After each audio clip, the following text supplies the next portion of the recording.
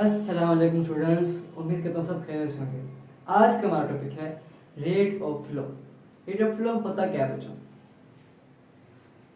Rate of flow of the fluid of is the volume of the fluid per unit time.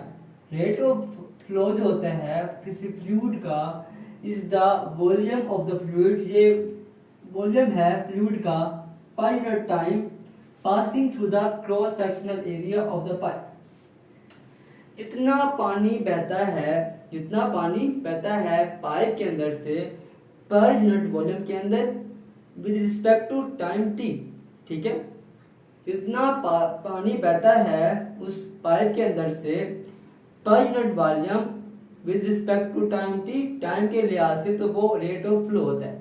मतलब बहने का वो पानी का वॉल्यूम, पानी जो बह रहा है उसका जो वॉल्यूम है बड़ा, वो टाइम के लिहाज से अगर हम उसको देखें तो रेट ऑफ फ्लो कहलाता है। ठीक है बच्चों, तो रेट ऑफ फ्लो क्या है बच्चों? Volume per unit time, volume per unit time.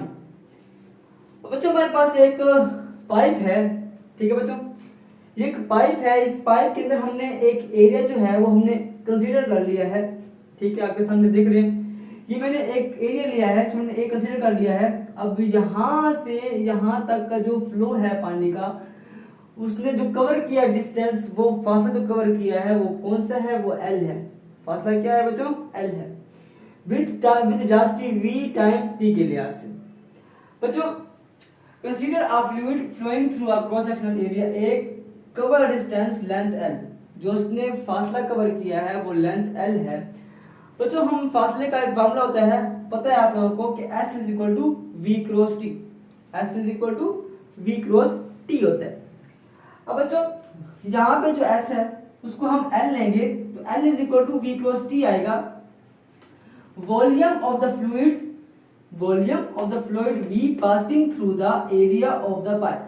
बच्चों अब जो पानी का वॉल्यूम होगा, जो पानी बह रहा है तो वॉल्यूम होगा, वो हम किस तरह से फाइंड कर सकते हैं? बच्चों वॉल्यूम का फार्मूला क्या होता है? Length multiply breadth multiply height is equal to volume. पर लेंथ और ब्रेड्थ को अगर हम मल्टीप्लाई करें तो क्या आता है? एरिया आता है। और जो हाइट होती है उसको हम ले लेंगे, लेंथ में ले लेंगे, यहाँ पर एल ले लेंगे। तो हम रिप्लेस कर देंगे एस को एल के साथ, वी के साथ और टी को टी के साथ।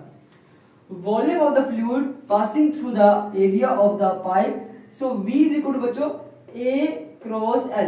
ए एरिया हो गया और एल क्या आ गई बच्चों? ये लेंथ हो गई।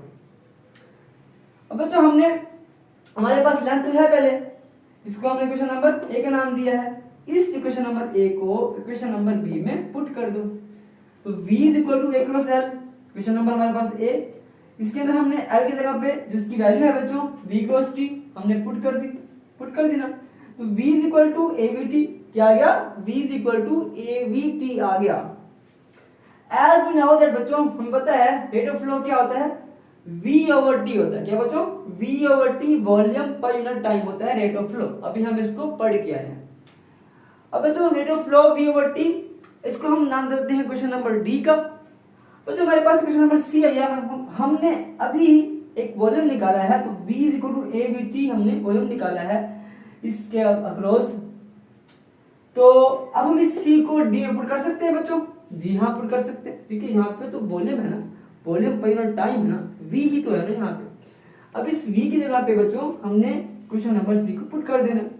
पुट कर दिया, हाँ जी पुट कर दिया, avt ओवर t, ऊपर भी t नीचे भी t, आपस में क्रॉस आउट, तो rate of flow is equal to av के बराबर आ गया।